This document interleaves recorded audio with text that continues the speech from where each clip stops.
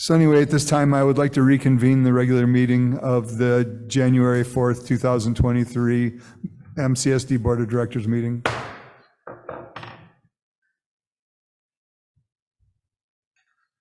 So we're going to, Russ, would you like to report out of closed session, please? Yes, certainly. So the closed session was called as to agenda item A21, and a motion made to reject the claim considered in closed session. Motion maker was Director Couch, seconded by Director Mayo. The motion carried unanimously, all directors voting in favor, including Bender, Beitman, Couch, Mayo, and Orsini. Thank you. Thank you.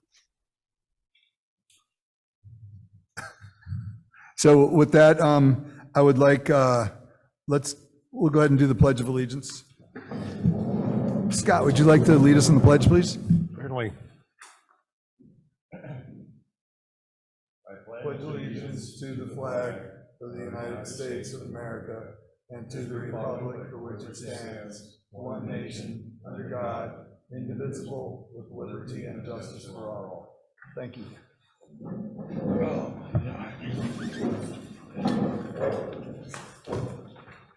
So at this time, are there any additions to the agenda?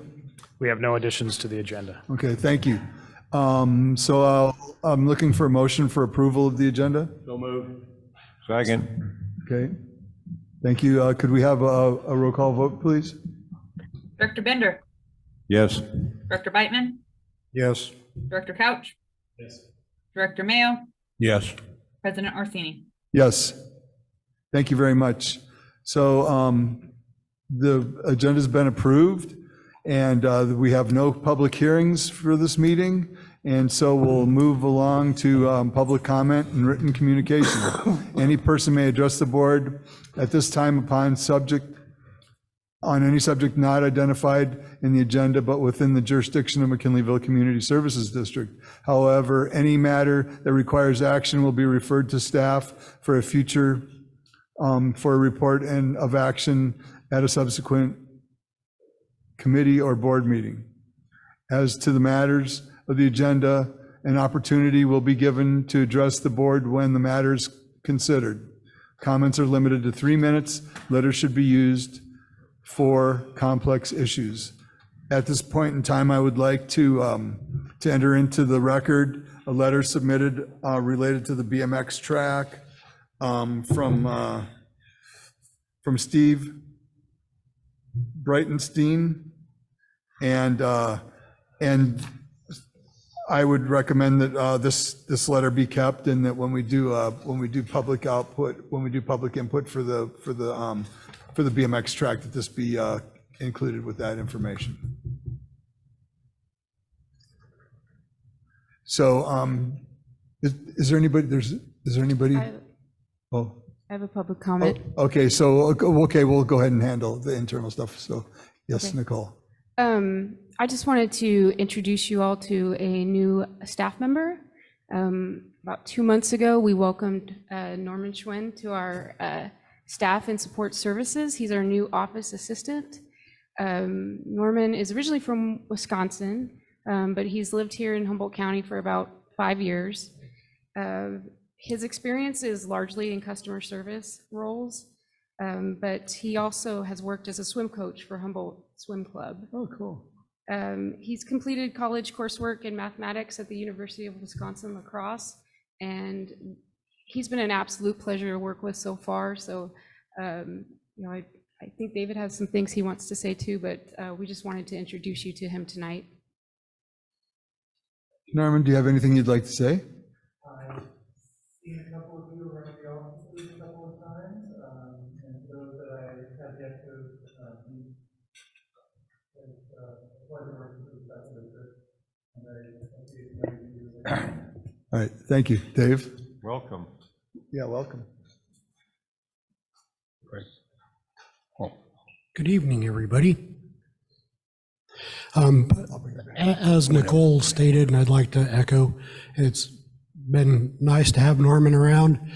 If you've called in, 99% of the time, he probably answered your call. He's quick on the phone, and that's much appreciated. His demeanor and ability to just talk to the customers, even though he's, as Nicole pointed out, been with us 2 months, he does a good job of understanding and relating and explaining what's going on. So he's been there. Consistently, we got the high and the low covered between the two of us. So anyways, and Norman, it's a pleasure having you on board. Okay. Thank you, Dave. I'll bring it back to the board. Any board comment or questions? Director Mayo? Yeah, I just wanted to comment. I came in the office, I don't know, sometime this last week ago, to pay my water bill. And I've been out working on a roof in the rain all day, so I don't look very good now. But I look like I'm going to Sunday church compared to what I looked like when I came in that morning. I looked like I probably crawled out of one of the dumpsters over there. And this young man didn't know me from Adam, and I'll tell you, he was so goddamn nice, it was unbelievable. And so later on, I think somebody mentioned to him that I might have a little bit to do with the district. So I really appreciated that, because he didn't know me from Adam, and like I said, I was looking pretty damn rough that morning. And you were just, those kind of things mean a lot. I mean, I see them and I internalize them, and so I know that's how you treat the rest of the public coming in, and that's important to this district and to our community. Thank you very much. Welcome. Anybody else? I wanted to welcome you too and say David's a pretty good mentor there. So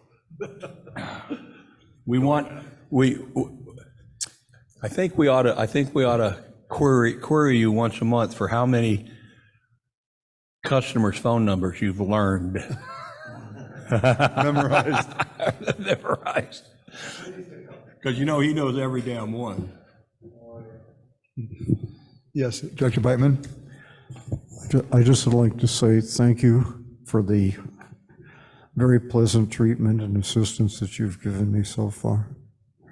Thank you. And welcome, of course. Yeah, well, I already said welcome, but you've got some real big shoes to fill. And with David's training and Joey's help, and of course Ms. Alvarado's help, I'm sure you're going to succeed and have a great long career here with us. We like to have people stick around for the long haul and take care of our people. So welcome again, and we'll be seeing you around. So anyway, yeah, I think that there's a very long-lasting culture of service and commitment to our ratepayers in the front office and support services, and you're surrounded by some great people that can definitely show you the ropes between Joey and Dave and Evie. I think you're surrounded by good people to help you learn the customer service ropes very much. So anyway, I just wanted to welcome you. And Packers fan? I'm not the biggest football fan, but if I'm watching, go back up. Wait a minute. I'd accept the Packers fan more than I would the Dallas fan. So just so you know that. You're going downhill, downhill, downhill. Go Raiders. Someday. They're the best college team in pro football right now. Thank you very much. I don't see anybody in the public, anybody in the audience, any other public comment? Who's on our list there? That's Jack and Chris. Chris is the auditor. Oh, Chris. Okay, Chris. I said hi. All right. With that, we'll move along to the consent calendar. So consent calendar are items expected to be routine and non-controversial, to be acted upon by the board of directors at one time without discussion. If any board member, staff member, or interested person requests that an item be removed from the consent calendar, it shall be removed so that it may be acted upon separately, discussed and acted upon separately. Do I have a motion for the consent calendar? Move to approve the consent calendar. Thank you, Director Mayo. Second? I'll second. Thank you, Director Couch. With that, could you do the roll, please, April? Director Bender, Yes. Director Beitman, Yes, Director Couch, Yes. Director Mayo, Yes. President Orsini. Yes. Thank you. So now on to continue to new business. So hold on just a second, let me get back to my spot here.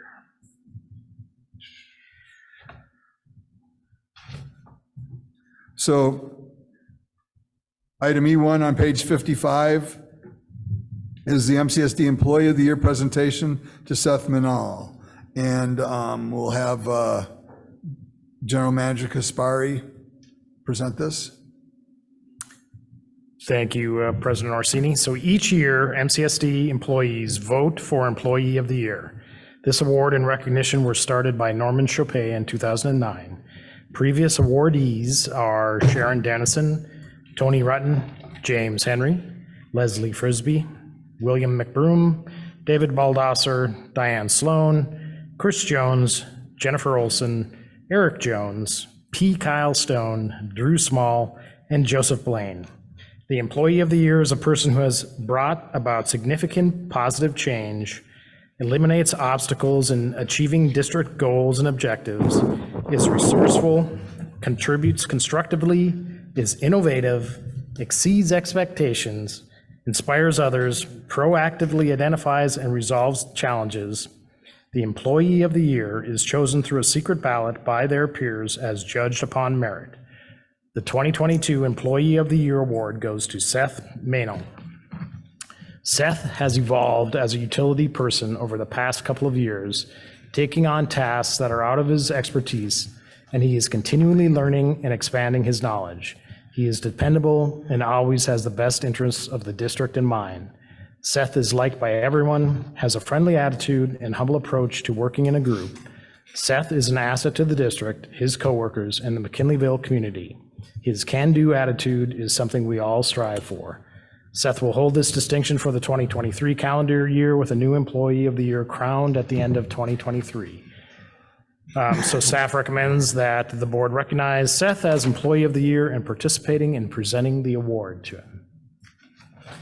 So thank you. Before I bring this back to the board, does anybody from the public would like to speak on Seth's behalf?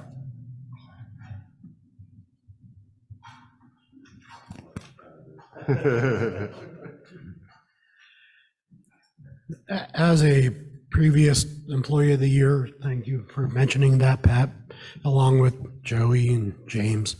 It's an honor to be recognized by your coworkers. As Pat mentioned, Seth has done a phenomenal job. He is always there. Although if you call a cell phone, get his answering machine, the second time you call, you realize you're being pranked. First time, you usually fall for it. So, but Seth is always pleasant and good-natured, and really good to work with. So, congratulations, Seth. Thank you, Dave. Excuse me. It's okay, Dave. Everybody, nobody remembers me. I'd just like to add that, to what has already been mentioned by Pat, since COVID happened, Seth was really given a lot of opportunities to really spread his wings. When we separated into separate groups, a lot more fell onto his plate, and he handled it very professionally, really excelled, and was able to show the rest of us exactly what he could do, which is, it's phenomenal. So congratulations to you, Seth. You've always been a very good workmate and a great asset to the district as always, but really pleased to see how far and how fast you've grown in the last year or two. So Thank you, Eric. So we'll, Joey.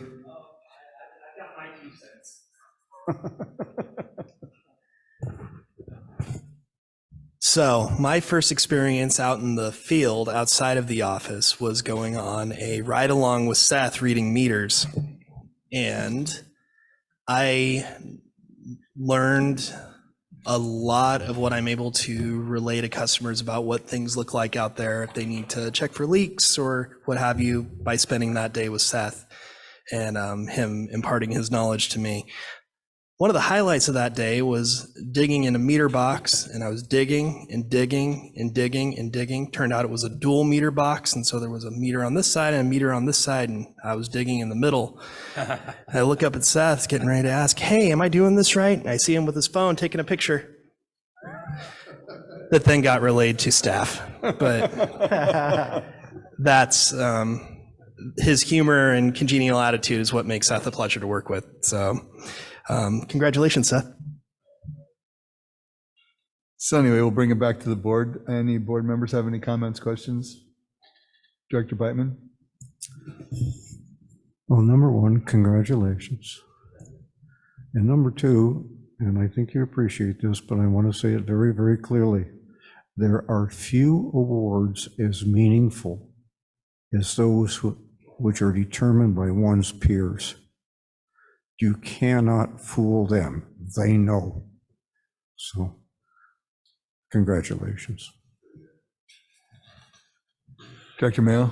Right. So I wanted to say congratulations, and it's been very enjoyable, our interactions over the course of time, and I know you're just as good with the other folks that work as you are with those of us, you know, like on the board and other places. And so Dave, is that worth the 20 you gave me? Okay, thanks. Good on you. Director Binder or Director Couch? Sure, I just want to congratulate you. Were you busy today? Yeah.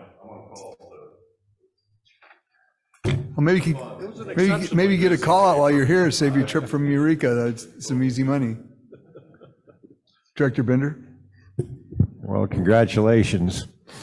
Yeah, I remember when I first was elected to the board and I was starting to learn about water and wastewater, I'd come down and I'd bug all you guys as I see at the lift stations and stuff, and you were always very helpful, very patient with me, asking all my questions, and y'all helped me to learn quite a bit. And combined with what you guys told me and what I read, I pretty much understand how the system works in very not in a very great detail, but enough to get by, I suppose. And yeah, it's always fun seeing you, especially around here, especially during earthquakes. Yeah, early in the morning when the alarm going off at 5 a.m. when I'm here trying to walk. But anyway, yeah, it's been great getting to know you and getting to know you a little better in our early morning escapades here. So congratulations, and may you carry this crown into 2023 proudly. And you got your support of your peers, you got your support of the board. Thank you very much. So I guess it's me. So anyway, I remember when Seth got hired, and Seth brought some pretty usable experience with him when he came to the board. He's very mechanically inclined and had a background in carpentry and maintenance and things like that. And it was very pertinent when Seth came, and the environment in the field office can be pretty intense sometimes when you get a bunch of guys that work in dangerous situations, and Seth would come in the morning and he'd read his paper. So he was kind of set himself as, we actually had somebody with a little bit of intelligence working with us. He actually would read the newspaper in the morning. But anyway, Seth, thank you very much for everything you've done. Thanks for sticking with it and working your way up and making yourself a very useful and important part of MCSD's team. Thank you so much. Congratulations, bro. And I know that you have to have something that you want to say. Yeah, sure. Hey, I forgot something. That way April can hear you. Hi, April. I forgot to ask, how long have you been here? I mean, I think I'm on 12, coming on 12 years. I don't have much to say except that, like the director said earlier, when you get this award from your peers, it feels good. And I didn't expect it to feel this good, but it's been pretty sweet. And I'm going to milk it for all it's worth. And if you've heard the list of names that I am now on the bottom of, it's quite a lofty list. There's a couple legends right here. Spot. That's right. So other than that, I just want to say thank you and appreciate it. All right, brother. All right. thank you. So we're going to do, did you have something? Did you have anything that you wanted to say, James? You good? Okay. You want to make an award or not? I've got it there.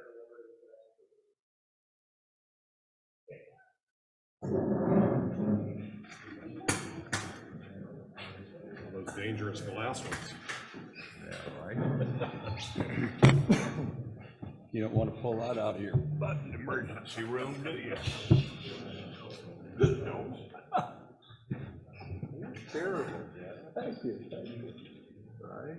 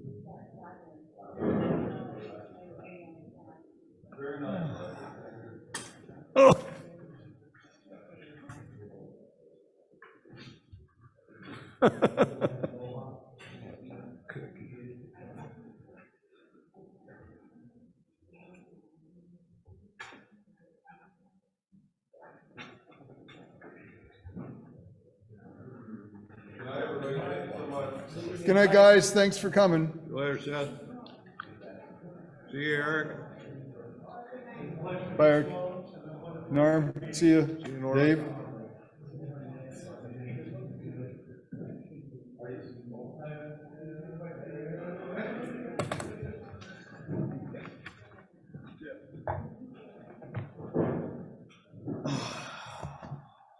Oops.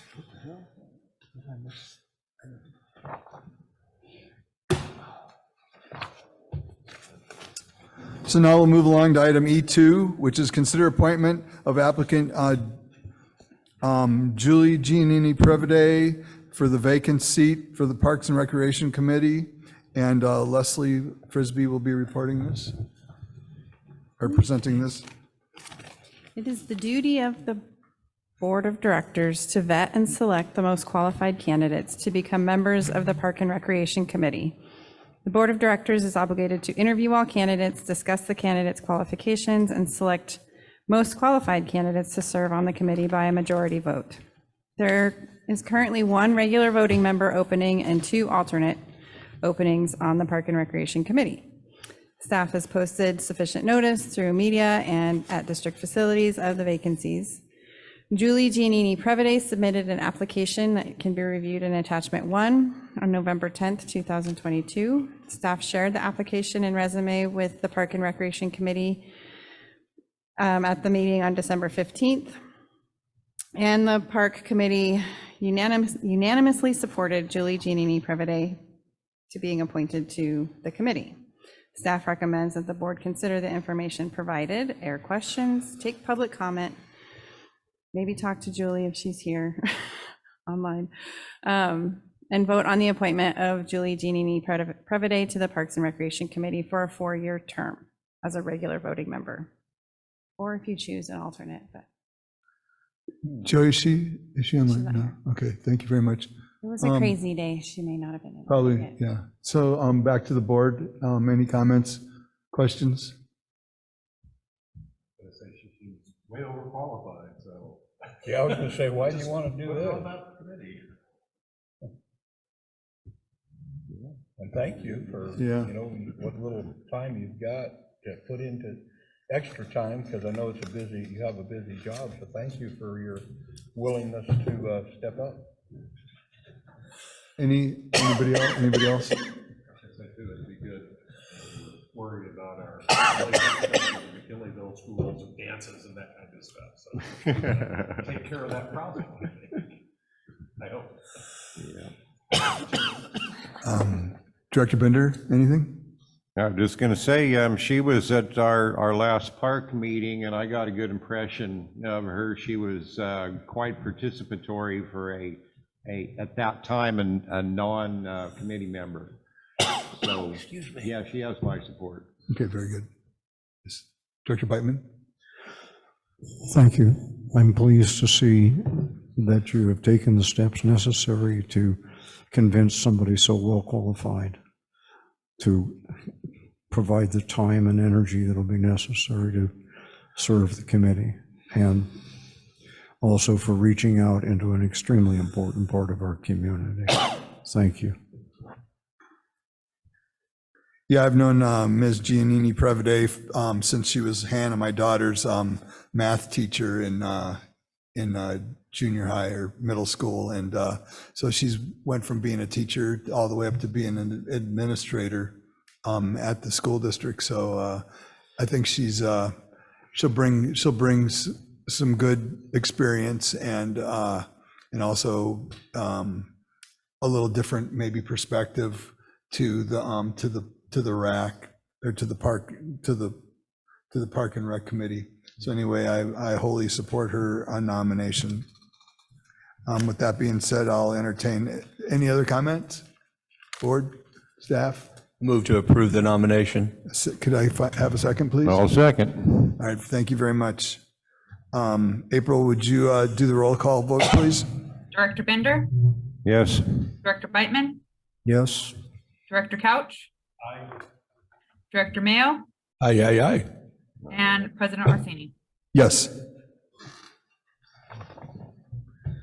All right, we'll move along to item E3, which is on page 61, and it's approved the fiscal year 21-22 audited financial statements.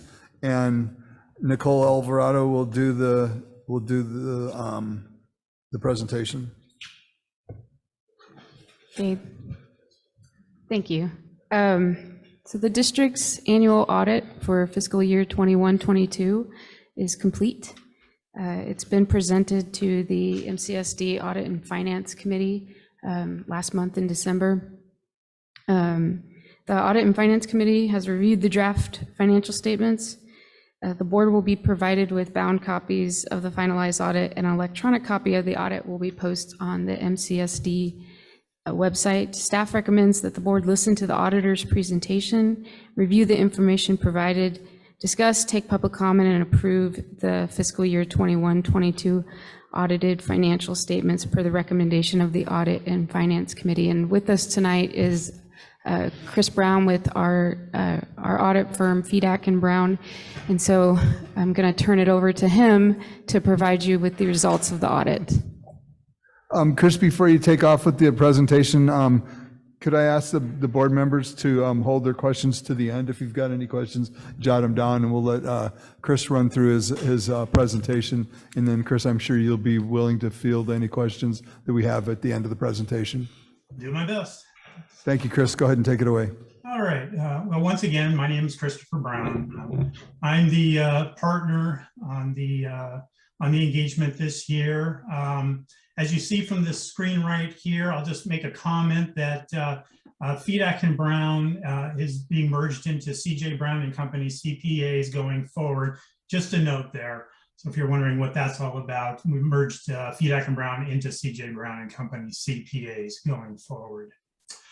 Go ahead and go to the next slide, please. Okay, with regard to the audit itself, the audit was performed in accordance with auditing standards generally accepted in the United States of America. The procedures include, we're assessing the internal controls, agreeing the balances to supporting documentation, And we're performing analysis of the key relationships within your accounting system and the financial statements themselves. Go ahead and go to the next one. So there are two documents that come out of the audit, one being the financial statement. And within the financial statement, you'll find this, the auditor's opinion. Actually, this is just a portion of it. And it says, in our opinion, the financial statements referred to above present fairly in all material respects the financial position of the McKinleyville Community Service District as of June 30th, 2022. So we're providing you with a clean opinion. Go ahead and go to the next slide, please. The other document I refer to is the management report. Actually, management report isn't what it's really called. It's really the SAS 114, SAS 115 report, but that sounds very technical, so we call it management report. But that's our communication to the board. And the idea being that we would, if we identify anything that we need needs to be brought to the board's attention, we would include it in there. Kind of spells out what the process is and such. And I'm happy to say during our testing, we did not identify material weakness within the district's internal control structure. Kind of a side note, any observations, any minor observations that are made, and I don't have a list of them with me, I don't really think there were much to be made of it, has been communicated with financial people, Nicole and such. So they're off the top of my head. I don't recall seeing anything of substance there. So it's pretty darn clean. So go ahead and go to the next slide, please. Okay, so what's new? GASB 87, and GASB is Government Accounting Standards Board. That is the rule-setting body that sets how we play the game. Basically, it tells us what needs to go into the financial statements and how things should be reported. And they've have GASB 87, and what that requires is that, in this case, material lease agreements, either being lessor or lessees, be recorded on the organization's statement of net position, and any sort of prior period adjustment that might be associated with that be run through as well. Actually, there's really no effect on the district's financial statements. The items that were reviewed were considered to be non-material. And the statement itself, GASB 87, specifically says if things are non-material, you don't need to implement it. So you have implemented it, but it didn't really have an impact on your financial statements itself. So I just wanted you to be brought up to speed on what's new with regard to what's, how you report in the financial statements. Go ahead and go to the next slide. Okay, actually this one's out of sequence, but we'll just go ahead and go with it. I know from past meetings and discussions with the board, the big liabilities that are on there, the ones that are switching around the most, oscillating from year to year, is the OPEB and the pension. And as you can see, each year the district adjusts the OPEB and pension liabilities based on actuarial reports provided to the district. These are from third-party organizations that provide these actuarial reports. From them, the district analyzes them and then books, records any changes in the various liabilities. The two liabilities here, one being the OPEB, the other one being the pension plan. And as you can see, just kind of looking at the big picture there, 2020 to 2022 on OPEB, you can see it basically went up and then dropped, a pretty good drop there. And we have the same sort of scenario with the pension. There are many factors that go into calculating this. And there again, we don't calculate it, you guys don't calculate it, it's done through an actuarial analysis. But you can see the changes from year to year. Kind of the big factor that's really driving it, at least in 2022, is return on investments from CalPERS and such, that they actually had a couple of good years, and it actually drove down the liability, since the assets that were supporting that liability actually increased during that year. Now, Having said that, this year's been kind of an interesting year. So I would imagine next year we might have movement in the opposite direction. To what degree, I do not know, but we'll see how that plays out. It's kind of a side note. These are non-cash items here. And when I say that, the liability is on the books and it reflects future obligations. These oscillations from year to year do not require cash, so it does not affect your cash position itself. So we'll go ahead and move on to the next slide. Okay, review of the numbers. So of course, the district has governmental funds, Park and Rec and such, and enterprise funds being water, wastewater, and such.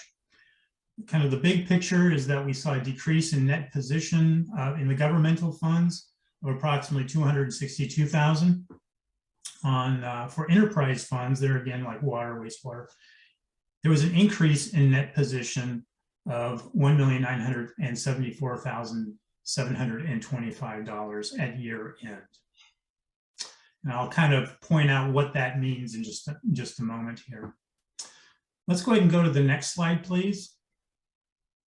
All right, so we have a lot of numbers on this page here. I'm not going to go through all of them. I'm just going to kind of give you what this page represents and the big changes here. What we have here is the condensed statement of net position. And this table can be found at pretty close to the front of the financial statements themselves.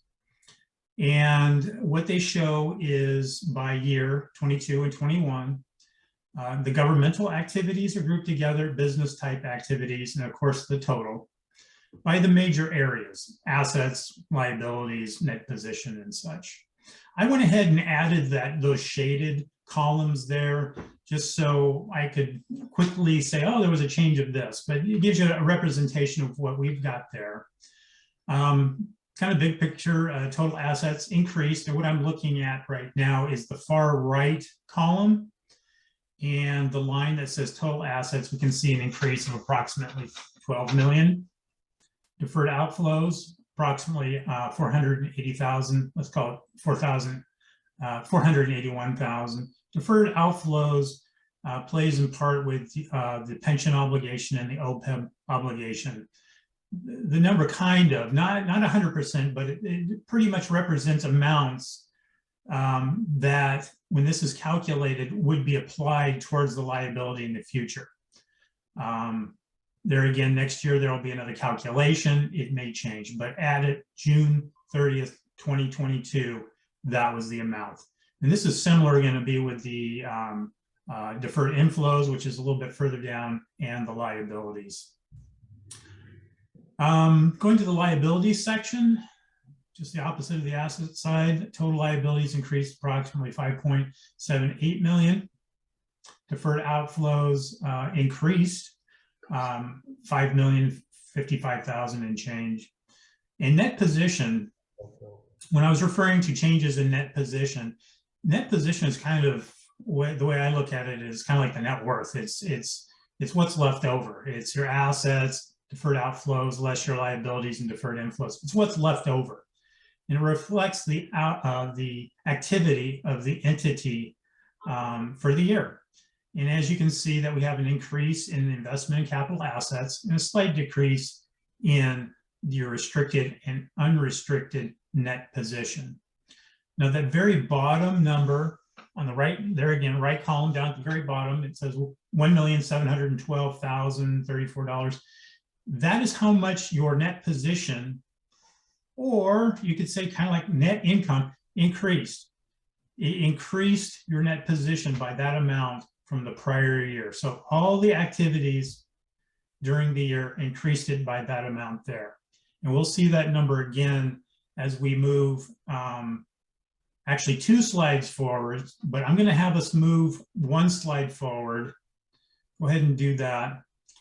And here's just a real quick narrative that's basically going to support the next table. It's pretty straightforward. And there again, like I said, net position, it increased that 1,712,000 to a total of 35,490,000 $99,000 as a result of ongoing operations. Your total revenues decreased by $426,000. And what makes up revenues are your program revenues and general revenues. Program revenues are basically what you do for a living, selling water, providing services, and such. You can see program revenues decreased by $26,458, due primarily to decrease of $136,000 in capital grants and contributions, which were offset by an increase, a decrease of $136,000, offset by an increase of $100,000 in charges for other services.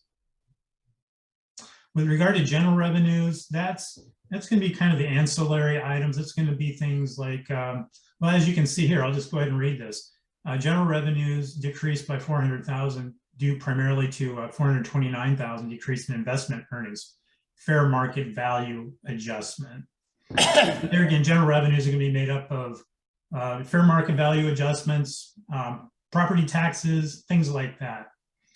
Now, with regard to that decrease in investment earnings, we're seeing that every client has the same situation because they're holding amounts in lay for other investments, and they went down. Interest rates did their thing.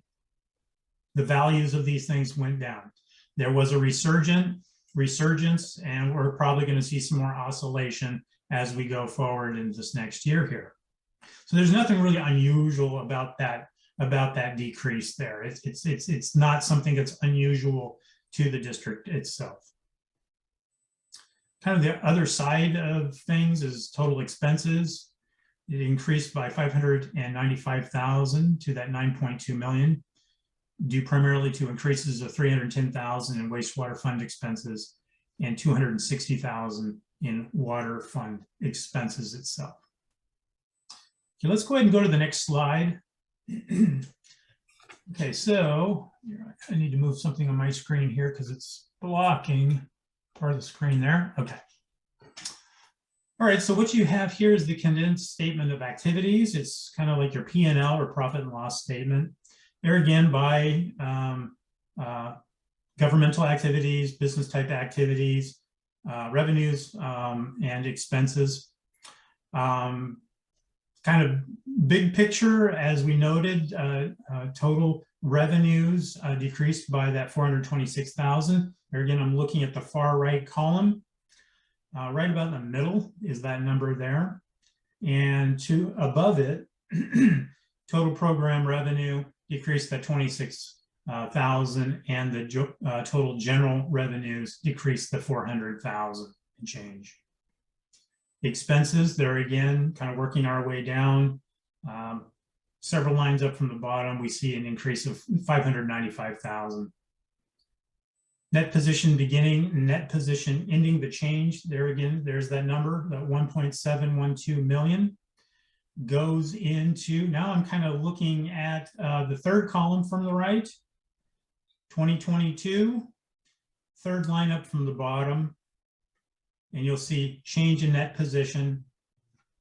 You can also look at it as a net income of that $1,712,034. So we basically went through the audit. The audit went really well. Andy Beck was the manager on the engagement, and he extends his thanks to everybody. Everybody did a fantastic. Nicole did a fantastic job, staff, everybody involved.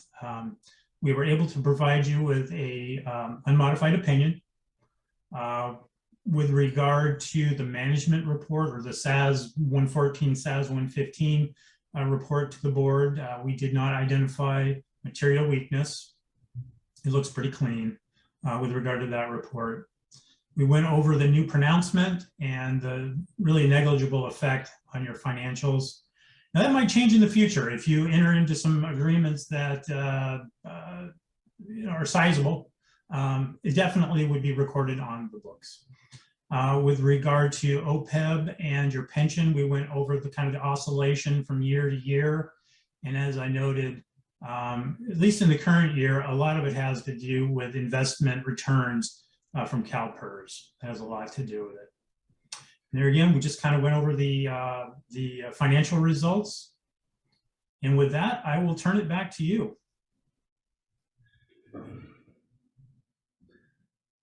Nicole?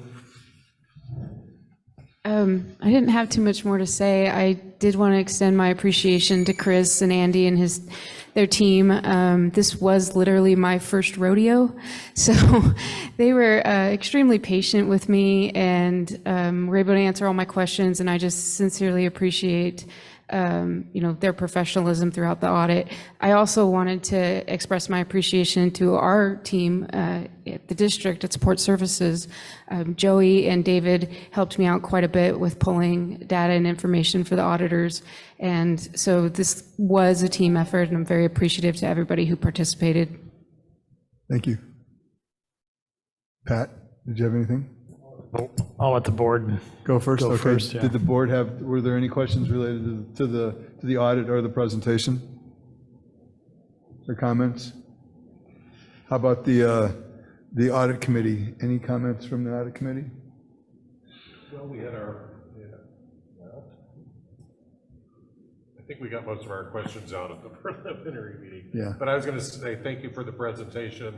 That was sometimes the audit presentations run a little long. So that was a great one. I was thinking it was pretty long. I was hoping I wasn't boring you too much. Oh, no. You were under the half-hour minimum. And as a co-member of the audit committee, I would just like to, I did the interview with Andy, and it was a good interview. He asked me pertinent questions. Chris, the presentations we've had with you and the interactions that I've had with the auditing team from what's your new what's the new name? I'm sorry. CJ Brown and Company. CJ Brown instead of Fedeck and Brown. It's CJ Brown. Yes. Okay. So anyway, all my questions got answered, and it was a pleasure working with CJ Brown and Company again. Thank you very much. Thank you. Pat? I do want to bring up one thing. As Chris's tables show and the audits show, it is a constant battle with our governmental activities, basically our Parks and Rec, balancing the budget. And Director Frisbee and her staff do a great job and a heroic job trying to balance that budget every year. But as you can see, the net position has been decreasing, and it can't continue to decrease. A lot of it is due to, like Chris had mentioned, due to paper stuff, OPEB liability, pension liability, our investments not earning as much. But it definitely is something that we have to keep an eye on, and it is something that I believe we absolutely need to increase Measure B and go out and see if we can increase Measure B with the property owners. And we're currently doing the survey. The survey should be starting end of January, February at the latest, and we'll see what that tells us. But I almost think no matter what that tells us, I want to go back to the public with Measure B and see if we can increase that to try to help Leslie balance her budget every year. Any other staff? Anybody from the public would like to speak on this item? There's nobody here now? Oh, boy. So anyway, with that, I'll entertain a motion. Move to approve. Second? I'll second. April, could you do the roll call, please? Yep. Director Binder, Yes. Director Beitman, Yes. Director Couch, Yes. Director Mayo, Yes. and President Orsini. Yes. Thank you very much, Chris. Thanks, Chris. Thank you very much. Happy holidays. Happy New Year to all of you. Thank you. Yep. Thanks again. Thank you. So we'll move along to item E4. That is on page 153. And that is discuss and consider committee assignments and appointments of committee chairs by the board president for the 2023 calendar year. April, would you like to do the presentation, please? Sure. So the board should discuss and consider various committee assignments that will be appointed by the board president and also designate committee chairs and co-chairs. Appendix A, which is attached, provides descriptions for all of the standing committees of the board. There's currently one ad hoc committee that's not listed, which is the Community Forest Committee. And additionally, the LAFCO, Local Agency Formation Commission, is also not listed in Appendix A, as that is not a board president appointee, but is elected by the LAFCO members. So the full list of committees is in front of you, and it does have the 2022 appointments listed. So you can see that A through J. Additionally, the board may consider amendments to the above list. Any amendments would need to be formalized in the board policy manual, which would occur at a subsequent board meeting. One suggestion is to remove the Environmental Matters Committee, which came about in 2019 by combining 3 other standing committees that were not meeting regularly. Those were the Water Task Force, Ad Hoc, No Drugs and Toxins Down the Drain, and the Groundwater Sustainability Committee. This committee has not met since its inception. So the recommendation is for the board to, staff recommends that the board review and discuss Appendix A of the board policy manual regarding board direction for committee assignments, take public comment, and that the board president appoints committee assignments for the 2023 calendar year. Thank you. So at this point in time, the first thing I'd like to do is I'll basically go down the list so that it's easy for you, April, to be able to get everybody figured out. So the Parks and Recreation Committee, the primary will still be Director Bender, and Director Beitman will be the alternate for that. So that'll be Bender, Beitman. The area fund will still be John Colstead, and I didn't get anybody for the area fund. Is anybody interested in doing the area fund? They only meet a couple of times a year. I'll be happy to do that if somebody else doesn't want to. Scott, would you like to do that? That's fine. I can do that. Yeah. That's Okay, so then, so it'll be John Colstead and Director Bender on area fund. And then REDEC will be Director Beitman will be the primary, and Director Mayo will be the alternate.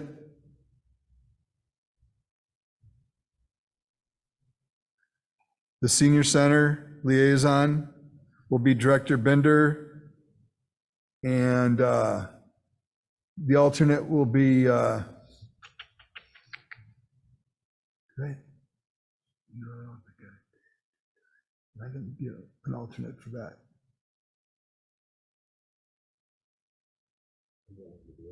Would you like to do it? Okay, and we'll have Director Couch will be the alternate for that.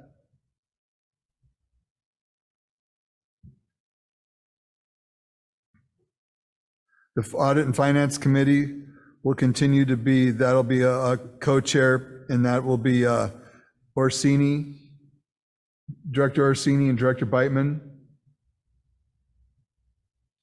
In employee negotiations will continue to be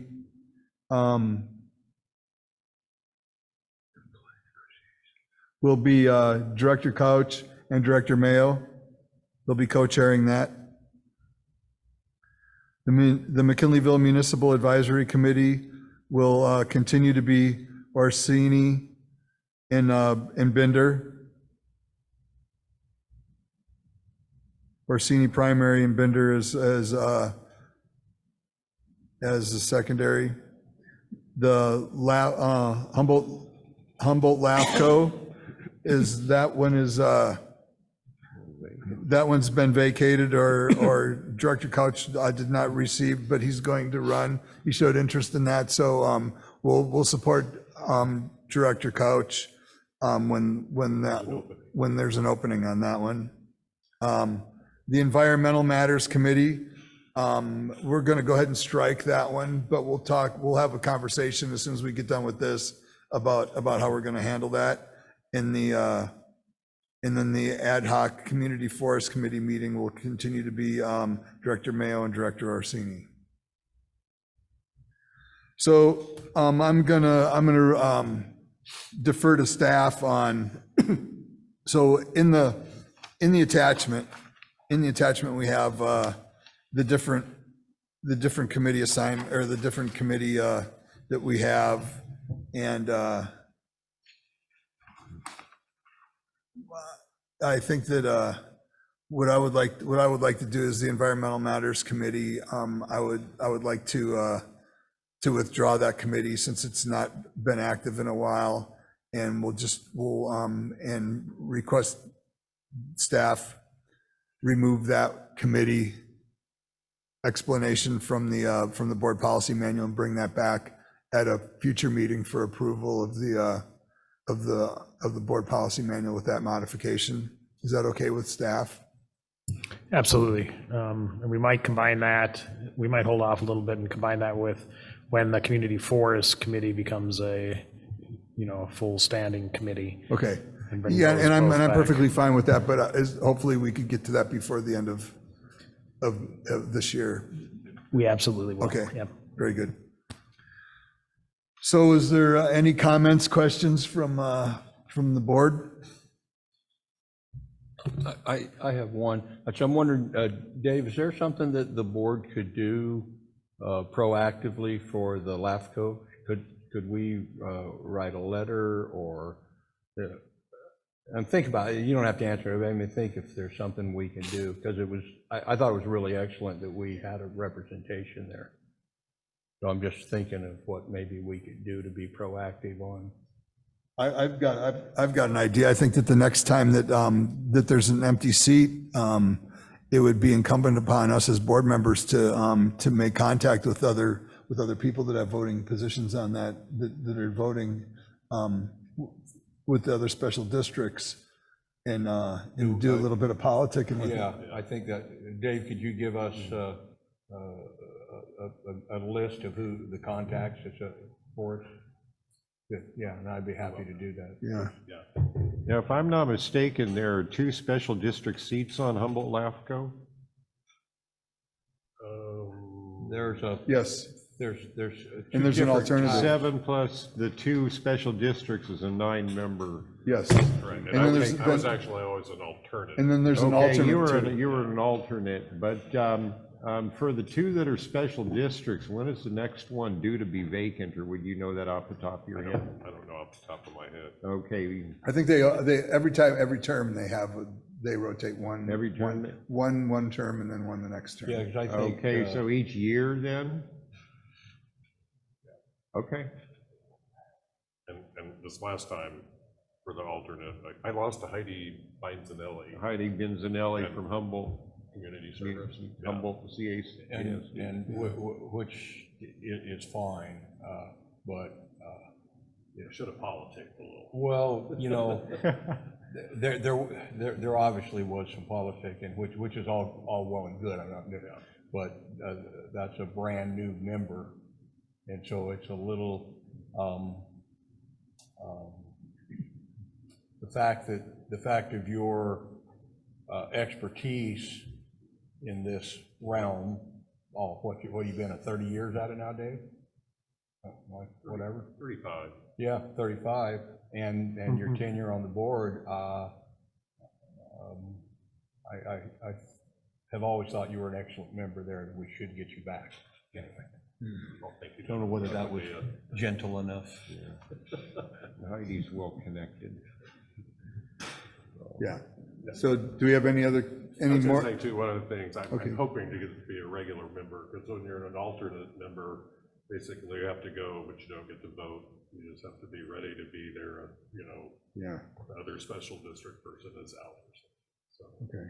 the other 2 special districts are both fire districts, so I would like to have, I was thinking as big a population as we have, and because we're, multiple service districts, it'd be good to be on there.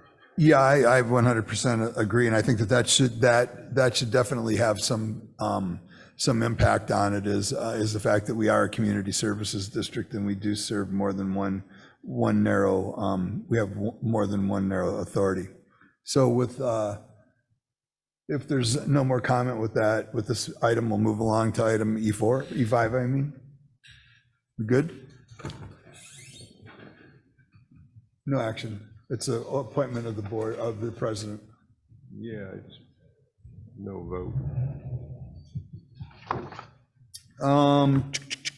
So we're moved along to E5. This is review the 5-year strategic plan update process and timeline. And this will be presented by Leslie Frisbee, Parks and Recreation Director. Okay. The 2019-2024 strategic plan was adopted in September of 2019. Since then, the district has steadily moved toward completing the goals established in that plan. As the 5-year term for the current plan gets nearer, it's time to begin the process of strategically planning for years 2024 to 2029. Staff proposes, this is, so I'm going to go off script here for a second.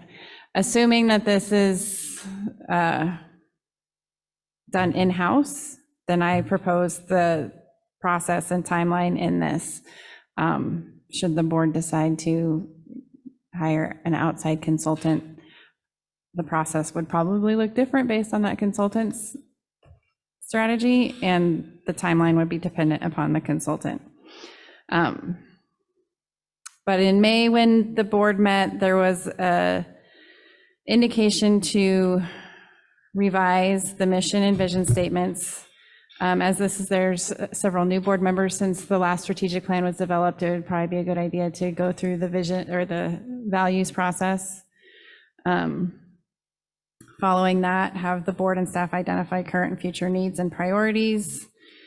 So that would be one board workshop and a series of small groups of meetings with staff. Conducting a community survey, asking the public for input on needs and priorities, and then having those needs and priorities that were identified, ranked by both staff and board. That would involve another workshop with the board and more meetings with staff. And then staff would draft goal statements for the top 3 to 5 priorities. Action plans would be drafted for each of the goals, and then a plan would be submitted to the board for review, edits, and then eventually adoption. I propose starting this process in February with a values, mission, and vision workshop for the board. Moving into March through May, doing board and staff input workshops. May through July, collecting input from the public. July through August, reviewing the input and ranking priorities. August and September, drafting statements. And then in October, presenting a draft for the board to review and to edit. And then in November, December, presenting a final plan for adoption.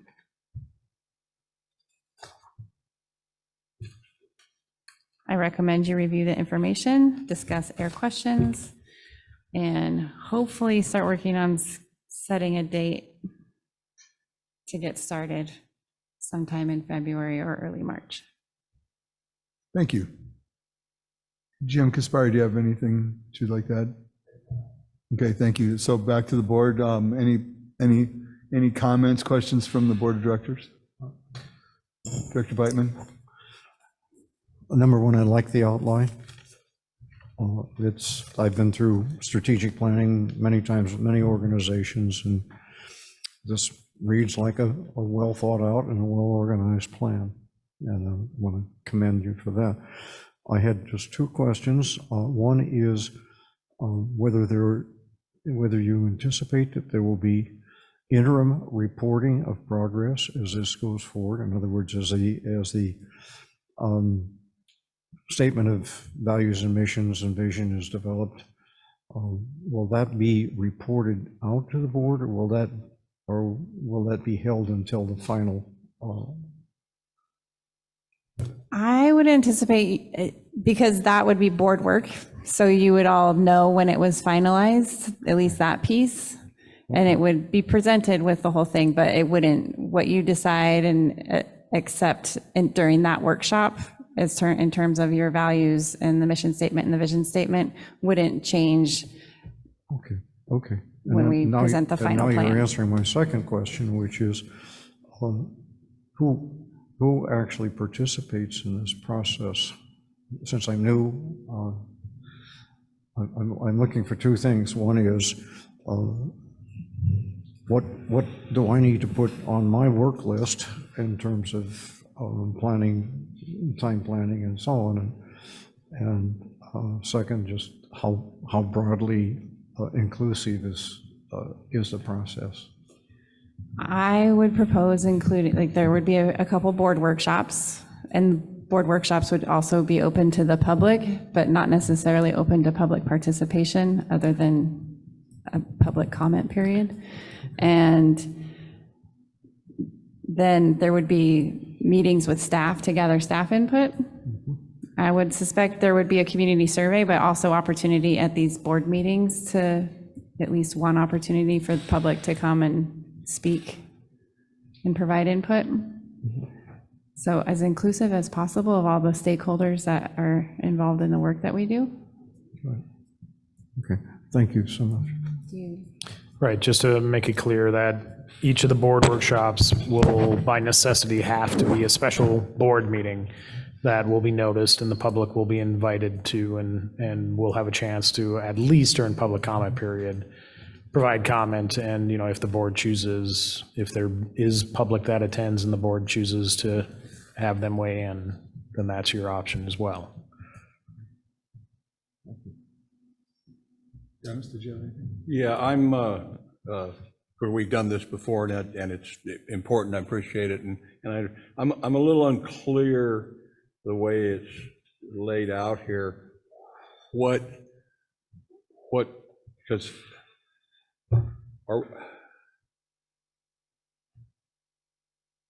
how many actual strategic planning meetings is the board going to have with a facilitator?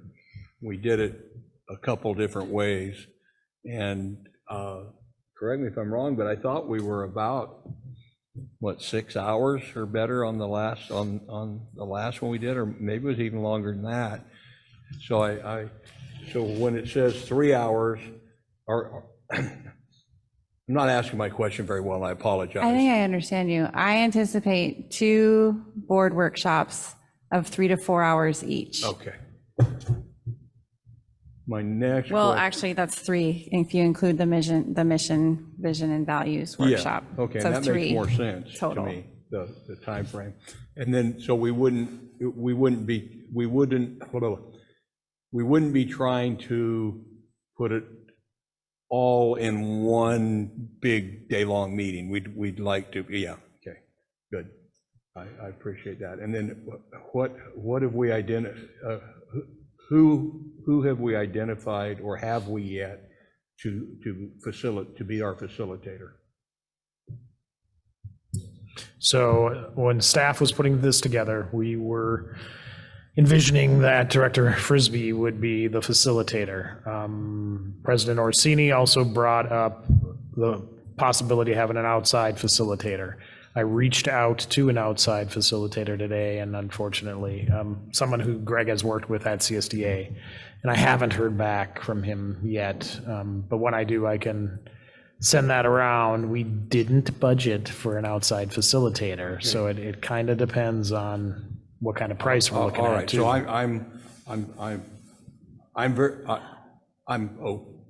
I'm open to whatever we end up all deciding to do, of course. But when we had the last deal, we talked about the process of a facilitator, and I had suggested that Leslie do it. And my memory's pretty clear that Leslie said that she didn't think it was a good idea to have the same facilitator, and it's not standard throughout to have the same facilitator, you know, again and again and again, and that it would give her more ability to focus on her particular needs to be presented so that she wasn't facilitating.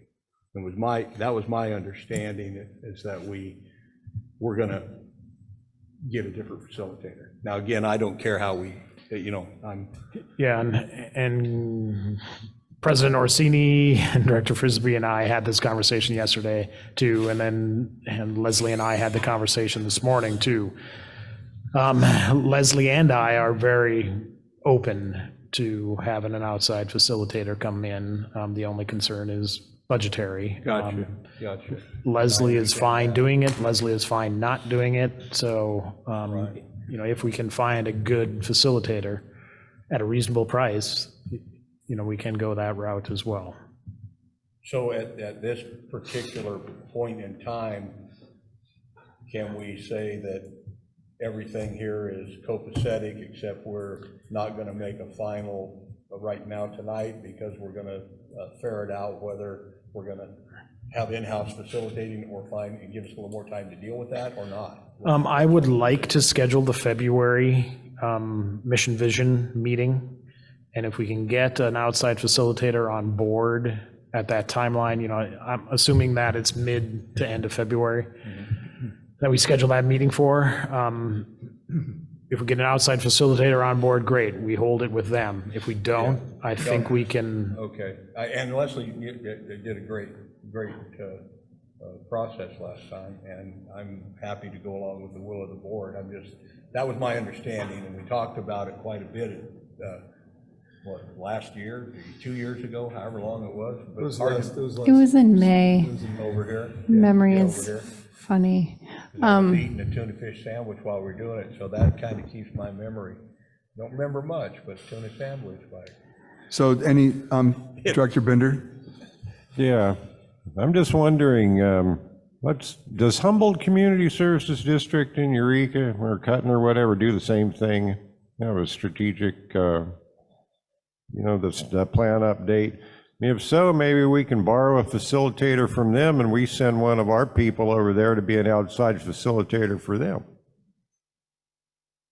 That'd save us a lot of money, and we get our outside facilitator. Well, I don't know any staff at HCSD that I would, no offense intended, that I would want to use as a facilitator. Yeah, I would, if. Well, name another agency then. Yeah, Director Couch, did you have anything that you wanted to add? So I would strongly recommend that we hire, that we at least go out and try to find an outside facilitator. Nothing against Leslie, she did a great job. I witnessed her firsthand putting together the strategic plan last time. There's very little that I would change on the strategic plan, but I think that I would like to see us use a third party for a facilitator. As far as budget goes, this is going to split between 2 fiscal years. So, I don't know if we've got enough in professional fees and professional services left to do it. I wouldn't be against a budget modification, and we've got budget coming up, so whoever we hired for this, their interactions, their agreement with us would span 2 fiscal years, so we could cover or weight more of the work that they do after July 1st to get it done. You weren't here when Jelinas did it. Do you remember what that cost of that was? That was pretty pricey, wasn't it? It wasn't that much because he didn't do hardly anything. We ended up not using him. Oh, yeah. Well, there you go. Did you have anything else you wanted to add to that, Leslie? So, and one of the things too that in this process that I would like to see is also some finality to the existing strategic plan, where we're at related to the 5 items or the 6 items or 7 items, whatever we had, where we're at with those, and if we're going to keep any of those on because they didn't get finished because of COVID or issues with that. So we definitely need to have that too, and I would expect that that as part of the general manager's performance evaluation this year, we'll have an updated look at the strategic plan the way it is now during that process or before that process, so we can judge your performance on what got accomplished related to the strategic plan. But definitely important that we have the strategic plan that we're operating under now up to date before we start this process. Or we can get through the values and mission and all that stuff. It's not important, but I think the rest of it. Yeah, the intent was to bring, the current strategic plan back to the board and saying, hey, this is your current strategic plan, current tasks. This got done, right? This didn't get done, or this got partially done. Do you want to keep it on here or not? And yeah. Very good. So do we have any other discussion on this item? I would like to have a February date. Well, we've got a February meeting. You weren't expecting it to be done before the February board meeting, were you? No, that just meant we wait till the February board meeting. Sorry. If we wait till the February board meeting, which I think is February 1st, to then schedule the strategic plan meeting, I don't think, especially if we have a facilitator lined up, that doesn't give us any time to see if they're even available for that date. So I would love to get a February date. Well, so my concern, my only concern with that is that if we start working on the strategic plan and then we hire a facilitator, then we're basically have to start from scratch anyway. Can I interject? Yeah, go ahead. So the first step is to do the mission statement, the vision, and the shared values of the board, which is sort of the preface to the strategic plan. And that's really just board work, right? And it doesn't involve staff input, it doesn't involve even staff opinion. Like that piece could get done, and then you could have a facilitator come in and take you through the strategic planning process for like prioritizing, ranking needs, and getting all the input from people, and then analyzing and condensing all that information. It wouldn't be starting from scratch if you accomplish this first piece as a board. Well, So you could go, like you could get the. How about if we meet halfway and we work on the we work on knocking out the shared values and get that done, and then wait until we see if we're going to have an outside facilitator to finish the mission and the vision. Sure. So are you saying we can schedule the February meeting, and then depending on whether we have a facilitator on board, we do everything, or if we don't have a facilitator on board, then we just, at that February meeting, talk about shared values? I guess that's how I'm understanding that. So you want to schedule a meeting now for February? Yes. Well, how about if we wait? How about if we wait until we find out if we if we're going to have an outside facilitator, and then we make the decision then. Okay. And how about if we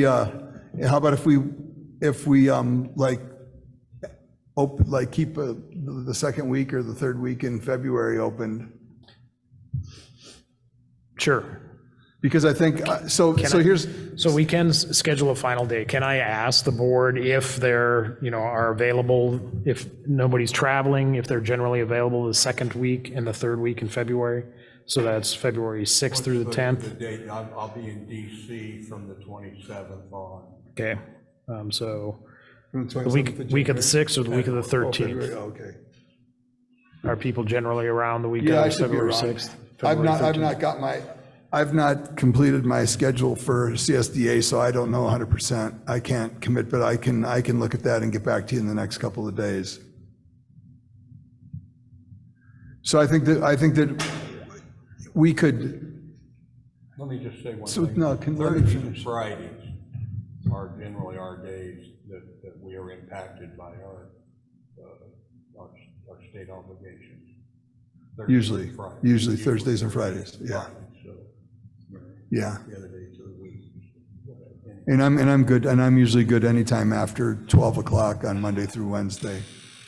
Okay, so we've, sorry, go ahead. Yeah, let me finish. So what I would say is, let's go ahead and plan on the second or the third week in February. And in the meantime, we'll try to get somebody under contract with the understanding that the first meeting is going to be the second or the third week in, and that gives us a month to nail down a facilitator. Does that work for everybody?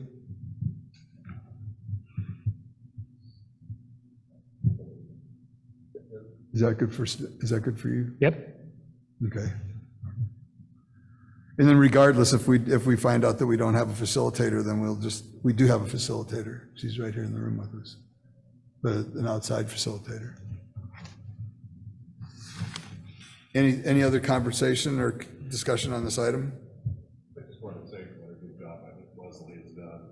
Oh, absolutely. Getting us down this route so far, and I like to see her step outside her normal. Thanks.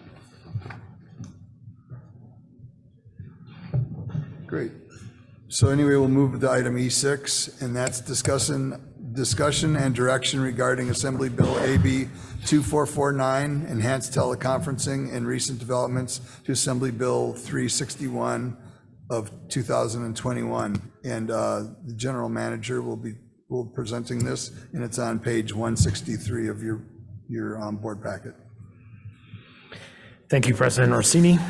New legislation was recently signed amending the Ralph M. Brown Act, which would take effect on January 1st, 2023. These changes include future teleconferencing by members of legislative bodies.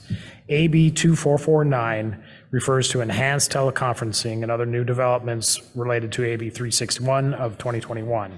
Currently, we are working under changes implemented through AB 361, which allows for relaxed requirements for holding teleconference virtual meetings under the Brown Act during a declared state of emergency. While AB 361 remains in effect through January 1st, 2024, the current state of emergency related to COVID-19 is scheduled to end on February 28th, 2023. This means, absent of any additional declared state of emergency affecting Humboldt County or the district, MCSD will need to revert to holding fully in-person public meetings or meeting using the newly adopted AB 2449 or the traditional Brown Act teleconferencing rules. AB 2449 provides for relaxed teleconferencing rules when a member of the legislative body has to attend remotely for any emergency or other reasons supported by just cause. Under these new rules, MCSD may continue to hold hybrid meetings without having to comply with any standard Brown Act teleconferencing rules under certain circumstances. These circumstances are one or more members of the legislative body, but less than a quorum, have notified the body at the earliest opportunity of their need to participate remotely for just cause, such as childcare or family caregiving needs, contagious illness, physical or mental disability needs, travel while on official public business, or one or more members of the legislative body, but less than a quorum, experience an emergency circumstances, the same reasons given above. The member must provide a general description of the circumstances related to their needs to appear remotely.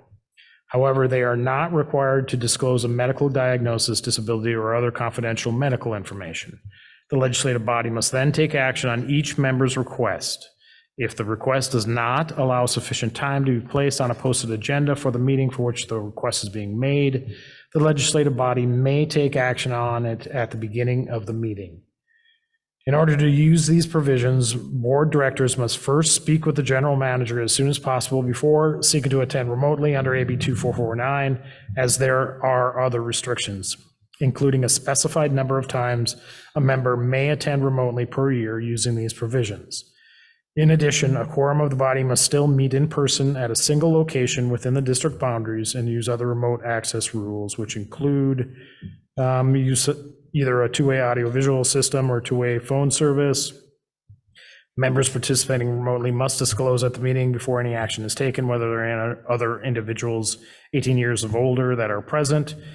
Identify a call-in or internet-based access option for the public on the agenda, along with the in-person meeting location. Ensure that if a disruption to the online meeting occurs, the body takes no further action on agenda items until public access is restored. So I do want to highlight that one. Avoid requiring public comments to be submitted in advance and provide a real-time option for the public to address the body at the meeting. Take all votes by roll call. The provisions of AB 2449 cannot be used as a means for any board director to participate in remote meetings solely by teleconferencing for more than 3 consecutive months, or 20% of the regular meetings. MCSD may also choose to rely on the traditional teleconferencing rules of the Brown Act that were applied pre-COVID and remain as an available option. These teleconferencing regulations include all votes must be roll call, meeting must be conducted to protect the rights of the public appearing before the public or wishing to comment. All members of the public must have access to the meeting and be allowed to provide public comment. Teleconferencing location must be identified on the agenda. Copies of the agenda must be posted at all teleconferencing locations. Teleconferencing locations must be open to the public, and the quorum of the members of the legislative body who are participating remotely must do so from locations within the agency's jurisdiction. The MCSD board may also choose to no longer participate in hybrid meetings and require attendance in person for directors and the public at all meetings as was required pre-COVID, except as noted above. So, staff recommends that the board review the provided material, take public comment, and give direction to staff regarding the desired teleconferencing protocol to be followed at future district board meetings. It's not a recommendation. Yes, it's asking for direction. So I'll bring it back to the board. Any board members have any comments or questions related to this item? Good, sounds good. Well, there's a choice here. There's more than one choices. Yeah, it really does come down to whether you want to go back to, I'm in favor of hybrid meetings. Okay. Love it, love it, love it.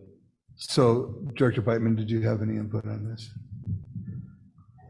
This may actually affect me because of a potential conflict at some point in the future for one meeting. And so I'm all ears on this as to what that would mean in terms of my ability to participate in the meeting. I don't know whether this is a blanket of continuing to conduct hybrid meetings, or whether this would apply to a specific instance. And I'd like a little clarification on that, if I may have it. So if the board adopts the AB 2449 protocol, then we would continue with hybrid meetings, and board members could attend meetings remotely.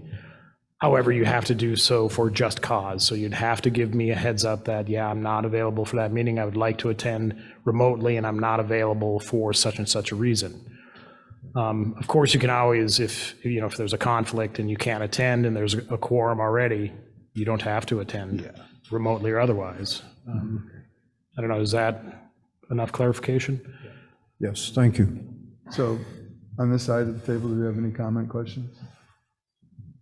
Other side of the dais? So I know the extent that staff have to go through to set up these hybrid meetings, and it's not easy.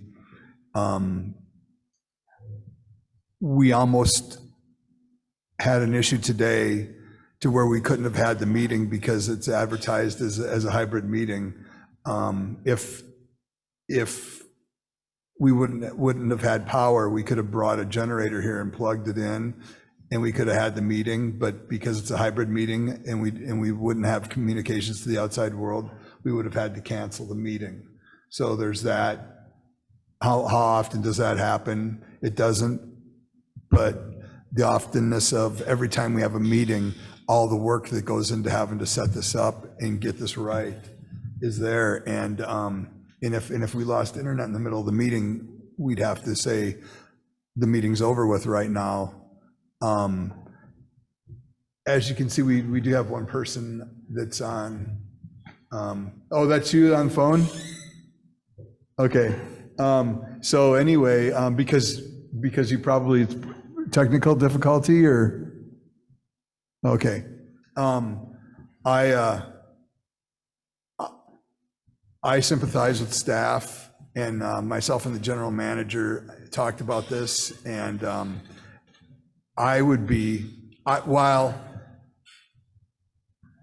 while I think having the hybrid meetings is a great idea, and it allows the public more of an opportunity to participate. It also opens us up to a certain level of risk related to whether or not we can have a meeting. It just adds another layer that we have, hoops that we have to jump through to be able to pull off a meeting within AB 2449. I like AB 2449. I spent a lot of time with CSDA staff in making sure that there was some criteria so that you couldn't phone, so that board members couldn't phone in every single meeting. And that's where a lot of those things were the 20%, and you have to have a good excuse for why you want to do it. But if we don't abide by AB 2449 and we don't want to do the hybrid meetings anymore, you still have the opportunity to teleconference into a meeting if you're a board member, but you have to jump through the hoops that you used to, where you'd have to post, you'd have to be in a place where you could be open to public so that the public could participate in that. So, and then you also have to post the agenda. Yeah, that's what I said. So I'll give you an example of the March meeting. This coming March meeting, I'll be in DC and I'll want to phone in. Mm-hmm. You know, and so world isn't going to come to an end if I don't, but I want to. Mm-hmm. And I'm not sure. Not to try to sway anybody or anything, but I just think this is the future. And working out the bugs, and maybe things will change next year with another bill, whatever, but this is a step that came to us because of COVID that probably wouldn't have come to us at all for years, but it's a new part of the world, communication, and it has helped us with our public communication too, with our local public. So just that, those are my 2 cents. Where I like it. I would like to see us do some form of hybrid, and that's all I got to say. Okay. So any other comment from the board? I'll give staff last shot at any comments. Thanks, President Orsini. And I guess I will reiterate and make sure you all do understand, and Greg's, and the example tonight was a perfect one. If we lost power halfway through this meeting, we would have to stop, no matter whether there was anyone attending remotely or not. So we may end up having to, postpone and reschedule meetings. But as long as you understand that, staff is fine with continuing the hybrid option. And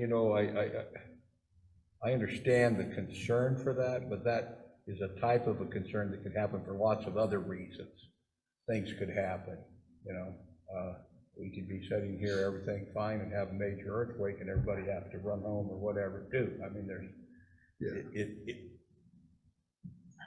you can't stop progress for the possibility of some future thing, small things happening periodically. Anyway, Has everybody talked this one out enough? So I'll entertain a motion. And I think to narrow it down, I'm gonna make it simple on the board to narrow it down. Either we're going to go back to the way it was with no hybrid meetings would be one choice. Or the other choice would be to comply with AB 2449. Do we have And any do the hybrid ability, meetings. do we have any ability on our own to make modifications on what we do inside of 2449? Is there any leeway in there for, like, one board could kind of do it this way and be compliant with 2449, and another one could do it a little bit different, still be compliant? Is that No, so the requirements of 2449 are pretty much, clear? Okay. Yeah. Okay. And. All right, yeah. I'll make the motion that we take 2449. I'll go ahead and second that. Okay. I just have one more question for Pat. When it says for just cause, is there a specific list of just cause, or is that interpretive? So they give subjective. examples. Yeah, so I'm sure you can find another example that is not explicitly laid out, but it has to be kind of in that In the term. ballpark, Yeah, yeah. you can't just be, hey, I'm down with my family, taking a vacation, and I want to attend remotely. I don't think that's Okay. considered just cause. Or I'm gonna be at my vacation home. Right. For the next 3 months. So it has to be within at least the spirit of the examples given. Right, or I'm at home and I don't want to drive out in the rain, so I'm going to attend remotely. With Greg's example there of being on vacation for 3 months somewhere, it may be such a case that we want that person to phone in. We might need them for a quorum, we might, But that's not just cause, and you can't miss more than 20% of the meetings. Well, I understand that, but that very well may be just cause. Once Okay? it says That it you're here, needed, your input's needed for the meeting. So- I don't know. 49 stuff, it says if you're gonna phone in, you have to be within the area that you serve. Jurisdiction. You can't be in Florida phoning in. Well, I'm gonna be in DC. Oh, is that part of it? No, so you can be traveling on district business and be, You can be yeah. on government business. Yeah. Okay, Okay. okay, We government here. okay. So Yeah, it's official public business. I did, and before I call the vote on this, I just want to also bring up an issue that this has been troublesome. That one of my colleagues at CSDA, he's a general manager for a mosquito district, and he has, I don't know, he's got like less than 25, but more than 18 people on his board. And then it covers a large area. It's in Southern California. And they want to all now, he can't get anybody to come to he can't get them to come to the meetings.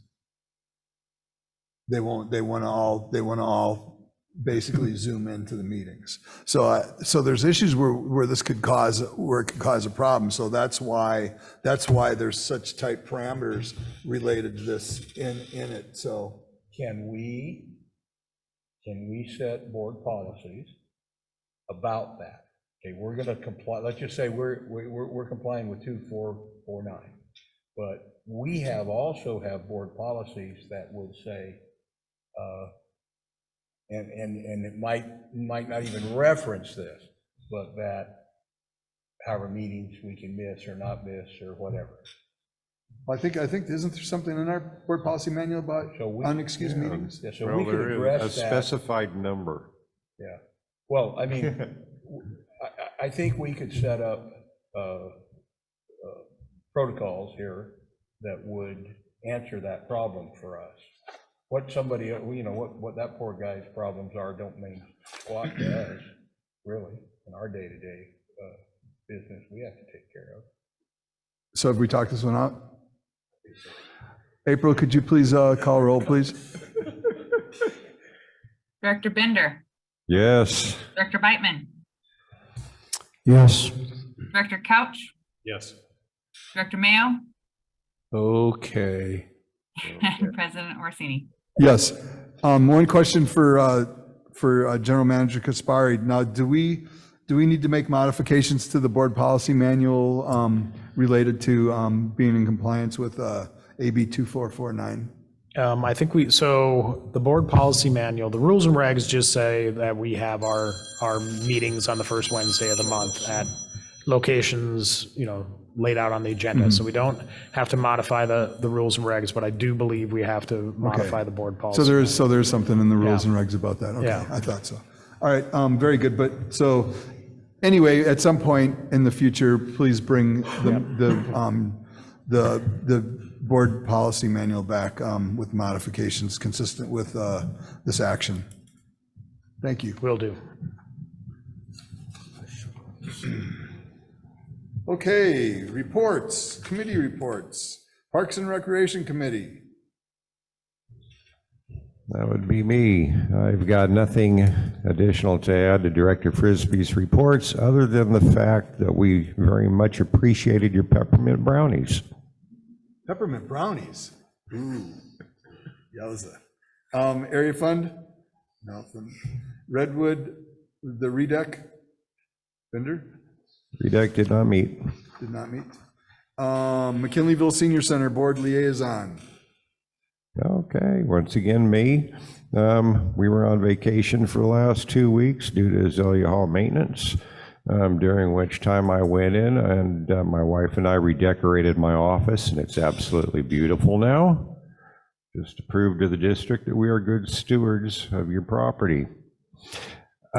Yesterday, we, in coordination and collaboration with the Humboldt Senior Resource Center, we commenced doing a Tuesday frozen meal distribution outside in our parking lot.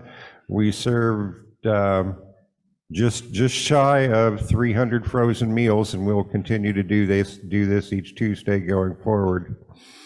And it all went real smooth. The cars went in, turned around at the cul-de-sac at the end of the lot, came out, picked up their frozen meal through the window. Natasha Romo, the Director of Nutrition and Programming, was on hand to facilitate this. We had press coverage. It was all real good. And let me see what else happened. Oh yeah, I'm kicking off our website design. We are the proud owners of humsenior.org, which kind of corresponds, or not humsenior, but mixsenior.org, which is kind of partnered to humsenior.org, the Humboldt Senior Resource Center's website. So it's real close right there, and we're looking forward to getting that done and getting legitimized on the World Wide Web. Onward and upward. Thank you. Audit Committee, Audit and Finance Committee. Well, we met with the auditors prior to the presentation and that. Well. You're going to take the audit one, and I'll take the. And we also met and for an item that will be coming back to the board for action about the 115 trust for our OPEB liability and starting that trust up. And I'll defer to Nicole. Is there anything else you'd like to add related to the 115 meeting that we had? No, you got it all. Thank you. All right. Thank you very much. The McMack, we met. We had a special meeting. We didn't have a meeting and we didn't have a regular meeting in November, but we did have a special meeting on the 21st, and that was related to the draft town center ordinance, and we actually were able to get through the whole draft ordinance. Didn't do any wordsmithing, just went through it and got clarification on it. And we'll have another meeting. I think we have a meeting next week related to the same thing. Is it next week or it's in 2 weeks? Okay, in 2 weeks from now. And then the McMack will will elect officers at the end of January. Is there anything else that you'd like to add? Thank you very much. Environmental Matters Committee. Director Couch? No. Did not meet. Ad Hoc Committee, Community Forest.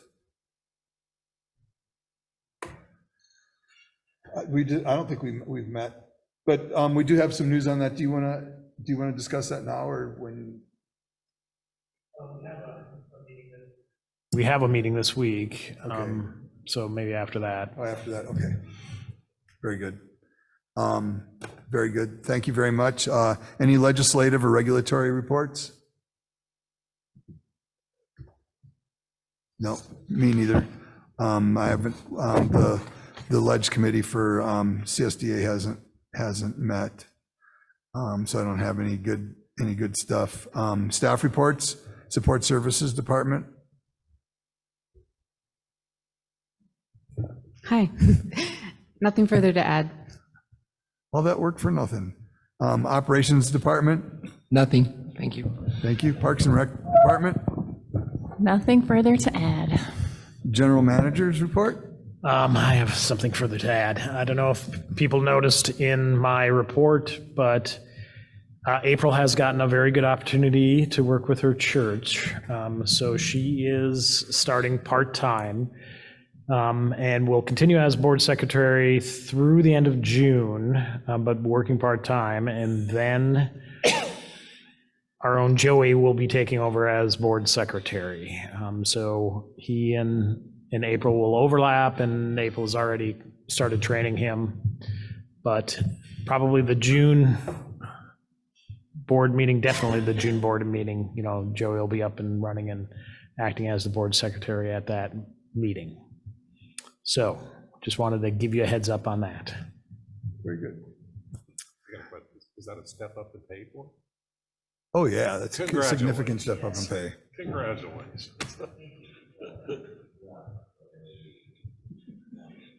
Yes, I agree. I've already had that conversation. So let's see, President's report. I don't think I have anything further to add. With that, any board member comments, announcements, reports, or agenda item requests? We'll start at this end.